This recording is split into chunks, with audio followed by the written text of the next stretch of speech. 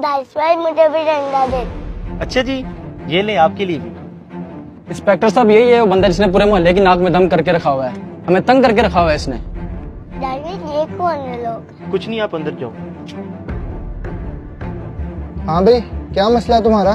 क्यों तंग किया मैंने लोगों को? इंस्पेक्टर साहब ये तो आप इनसे ही पूछें कि मैंने इनको क्या तंग किया हुआ है। हाँ जी बताइए, मैंने आपको क्या कहा है भाई? बताता हूँ मैं तुम्हें।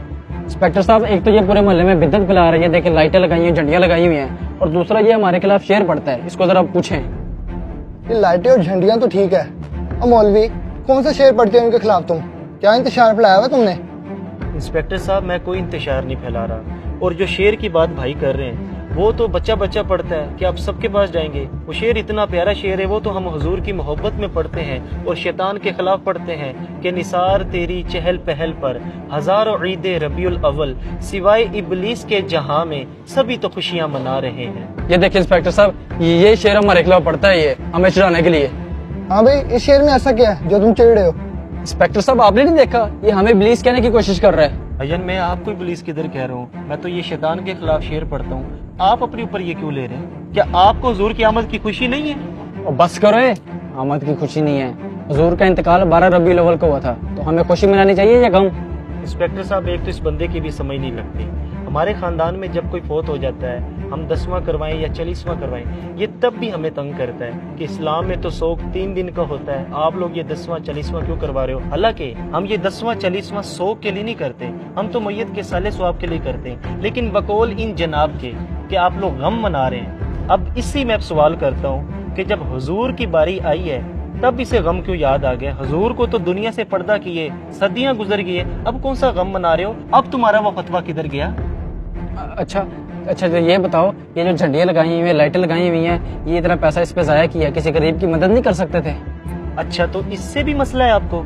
ये बताएं आपके पास मोबाइल कौन सा है? मेरे पास iPhone 14 है। क्यों? देखिए इंस्पेक्टर साहब, 3.5 लाख वाला मोबाइल है इनके पास, 50,000 वाला भी तो आप मोबाइल ले सकते थे, बाकी पैसे किसी गरीब को दे देते, तब गरीब नहीं याद आया आपको? और दूसरा इंस्पेक्टर साहब, इसने अपने बेटे की शादी की है, 50 लाख रुपए इसने खर्चा किया है, कम पैसों में भी तो ये शादी कर सकता था, तब गरीब नहीं याद आई इसे?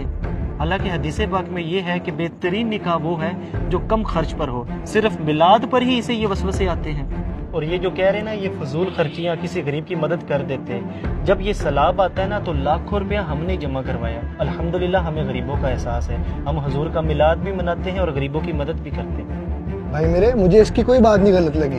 तुम लोग मोहल्लेदार हो, मिलजुल के रहा करो सारे। मेरे भाई ये नफरतें ख़त्म करो, आए मिलके गरीबों की भी मदद करते हैं और सरकार का मिलाद भी मनाते हैं। भाईजान, आपकी बातें मेरे दिल पे असर कर गई हैं, हमें बिल्कुल हुजूर की आमद की खुशी मनानी चाहिए, आए मिल के मनाते हैं। ये हुई ना बात, आए मिलके मिलाद मनाते हैं। कुरान पाक में अल्लाह पाक इरशाद फरमाता है, व अम्मा बिनिअमती रब्बिका फहद्दिस, अल्लाह की नेमत का खूब चर्चा करो। मुझे बताइए, क्या नबी पाक से बढ़कर भी हमारे पास कोई नेमत है? नहीं, हरगिज़ नहीं।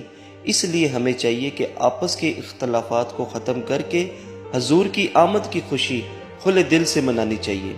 अगर आपको हमारा ये मैसेज पसंद आया तो इसे ज़रूर शेयर कीजिए और हमारे पेज को फॉलो करना मत भूलिए। शुक्रिया।